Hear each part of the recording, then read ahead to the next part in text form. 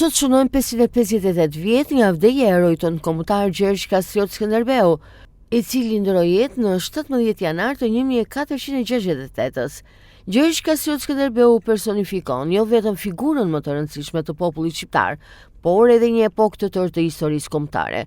Figura e heroit tonë kombëtar lidhet me luftën më së një shekullore kundër pushtimit osman.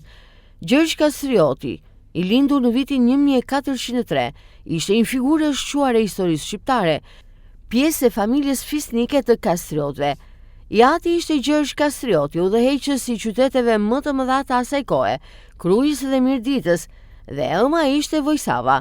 Ai mori edukimin dhe stërvitjen ushtarake në oborin osman, aty ku u dërgua si peng në vitin 1415. E përsëri në 1423, një periudhë që i mundsoi atij njohuri të thella ushtarake dhe diplomatike. Pas kthimit në atë dhe ajo ngrit si udhëheqës i shqiptarëve, duke krijuar një aleancë të gjerë që kundërshtoi avancimin osman në Ballkan. Skënderbeu është një emër i paharrueshëm i historisë kombëtare, i cili përfaqësoi guximin dhe qëndresën e paepur për liri dhe dinjitetin e shqiptarëve.